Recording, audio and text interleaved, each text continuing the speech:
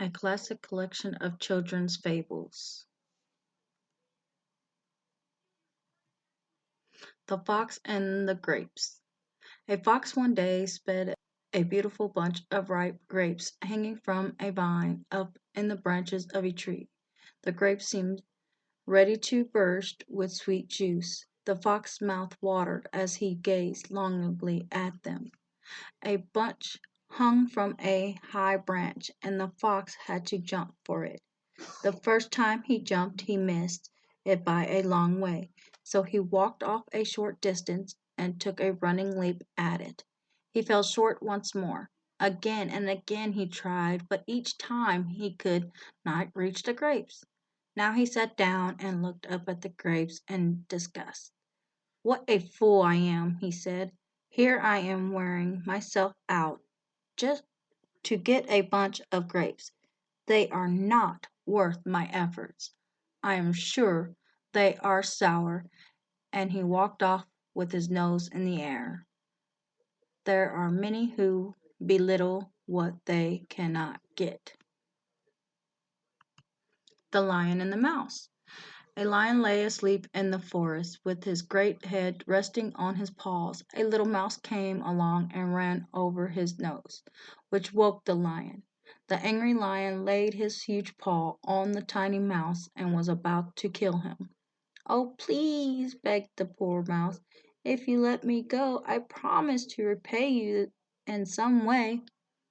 The lion laughed at the idea that a little mouse could ever repay him, but he let him go.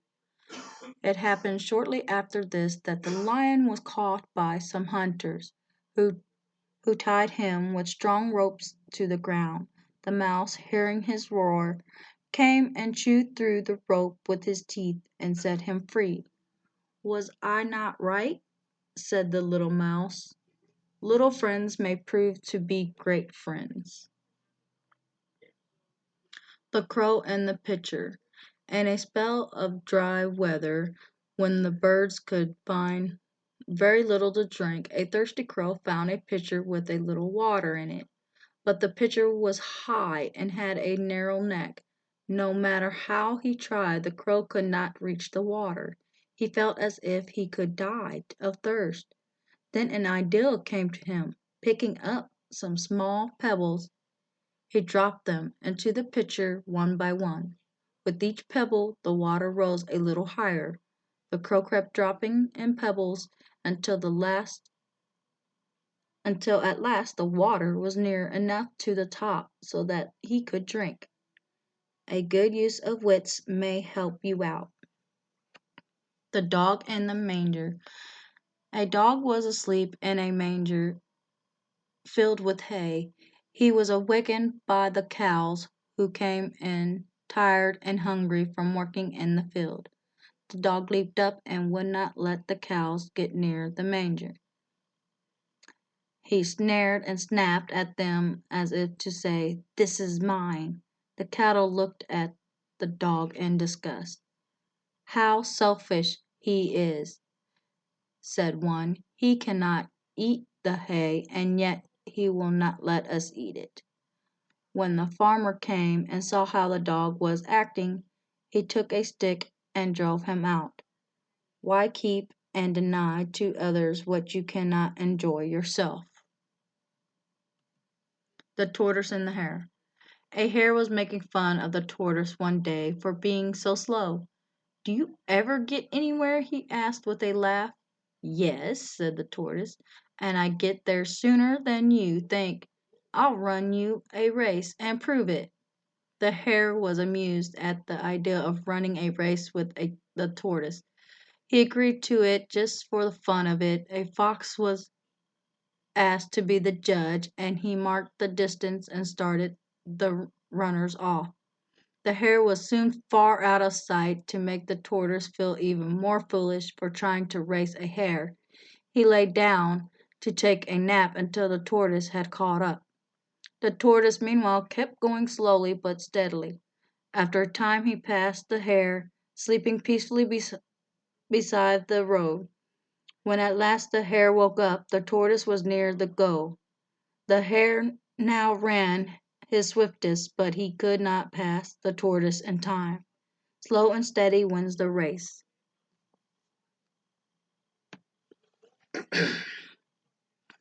The ant and the dove. A dove saw an ant fall into a stream. The poor ant struggled to move through the water to reach the bank, but all his attempts failed. The dove felt sorry for the ant, and she dropped a blade of tall grass close beside it. The ant was able to grab onto and cling to the blade of grass, and he floated safely to shore. Soon after, the ant saw a man getting ready to kill the dove with a stone. But just as the man cast the stone, the ant stung him on the heel. The pain caused the man to miss his aim, and the dove flew to safety. A kindness is never wasted. The town mouse and the country mouse. A town mouse once visited a cousin who lived in the country. For lunch, the country mouse served wheat stalks, roots, and acorns with a dash of cold water for drink. The town mouse ate very little, nibbling a little of this and a little of that. She made it very plain that she ate the simple foods only to be polite. After the meal, the friends had a long talk, or rather, the town mouse talked about her life in the city while the country mouse listened. They then went to bed in a cozy nest, tucked away in a hay bale, and slept in quiet and comfort until morning. In her sleep, the country mouse dreamed she was a town mouse with all the fancy foods and delights of the city life that her cousin had described to her. So the next day, when the town mouse asked the country mouse to go home with her to the big city, she gladly said yes. When they reached the mansion in which the town mouse lived, they found on the table in the dining room the leftovers of a very fine banquet. There were jellies, pastries, delicious cheeses, the most tempting foods a mouse can imagine. But just as the country mouse was about to nibble a dainty bit of pastry, she heard a cat meow loudly and scratch at the door. In great fear, the mice scurried to a hiding place where they lay quite still for a long time. They hardly dared to breathe. When at last they crept back to the feast, the door opened suddenly, and came many servants, followed by the big house dog. The country mouse stopped in the town mouse den, only long enough to pick up her carrying case and umbrella. "You may have rich foods that I have not," she said as she hurried away, "but I prefer my plain food and simple life in the country with the peace and safety that goes with it. It is better to live simply and safe than to live with riches and fear."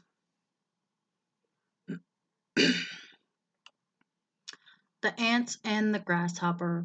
One bright day in late autumn, a family of ants was bustling about in the warm sunshine. They were busy drying out all the grain they had stored up during the summer. Along came a starving grasshopper with his fiddle under his arm.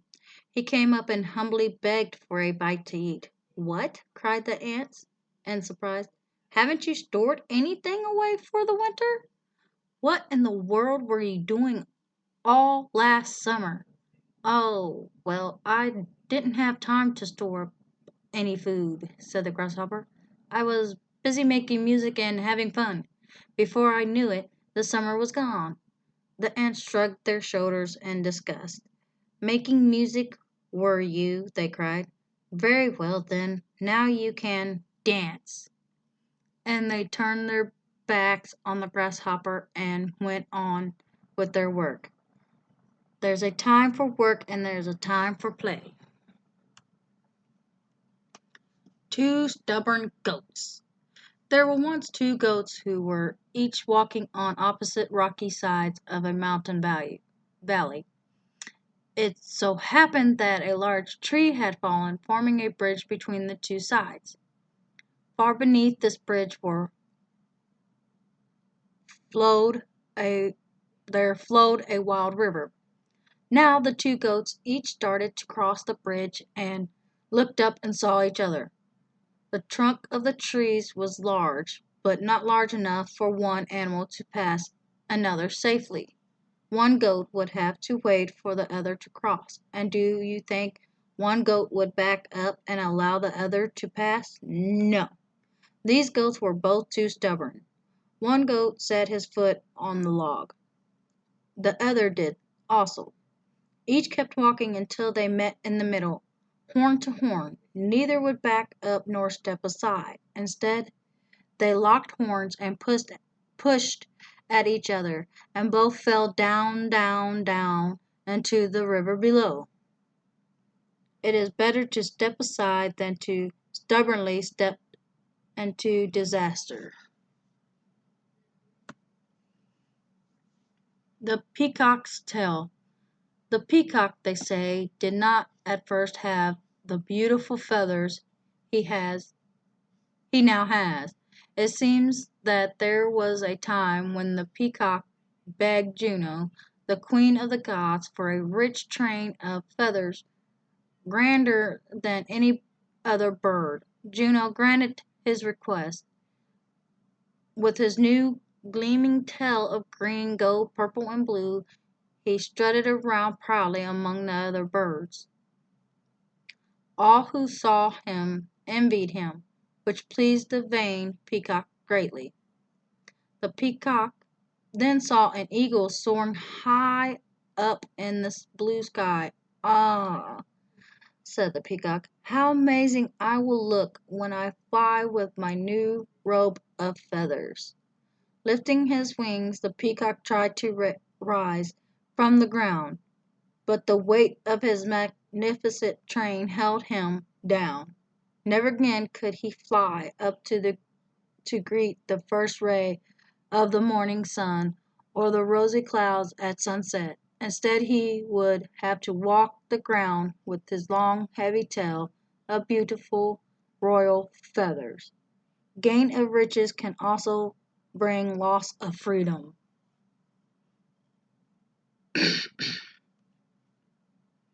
Belling the cat. The mice once called a meeting to decide on a plan to free themselves of their enemy, the cat. They wished to find some way of knowing when when she was coming, so they might have time to run away. Indeed, something had to be done, for they lived in constant fear of her claws. The mice hardly dared to stir from their dens by night or day. Many plans were discussed, but none of them was thought good enough. At last a very young mouse got up and said, "I have a plan that seems simple, but I know it will work. All we have to do is hang a bell about the cat's neck. When we hear the bell ringing, we will know immediately that our enemy is coming." All the mice were surprised that they had not thought of such a plan before, but as they clapped and rejoiced, an old mouse arose and said, "I will say that the plan sounds very good, but let me ask one question. Who will bell the cat?" It is one thing to say that something should be done, but quite a different matter to do it. The Fox and the Crow. One bright morning a hungry fox was following his sharp nose through the forest in search of a bite to eat. He looked up and saw a crow on a branch of a tree overhead. This was by no means the first crow the fox had ever seen. What was different about the crow was that the lucky crow held a bit of cheese in her beak. "No need to search any further," thought the sly fox. "Here is a tasty bite for my breakfast." Up he trotted to the foot of the tree. He looked and smiled, saying, "Good morning to you, beautiful lady." The crow cocked her head to one side and watched the fox. She did not trust foxes, so she kept her beak tightly closed on the cheese and did not say good morning. "What a charming creature you are," said the fox. "How your feathers shine! What splendid wings! I'm sure you have a lovely voice, since everything else about you is so perfect. If you would just sing one song, everyone in the forest would call you the Queen of Birds." The crow listened to these words and was quite flattered. She forgot all about not trusting a fox. She forgot about her breakfast. She forgot that she was, after all, a crow who did not have a lovely voice. All she thought of was how she wanted to be called the Queen of Birds. So she opened her beak wide to sing, but of course instead of a lovely song, out came a loud caw, and down fell the cheese, straight into the fox's open mouth. "Thank you," said the fox sweetly, as he walked off. "I did not enjoy your song, but I will enjoy your cheese. Beware of one's flatters, he wants more than your smiles."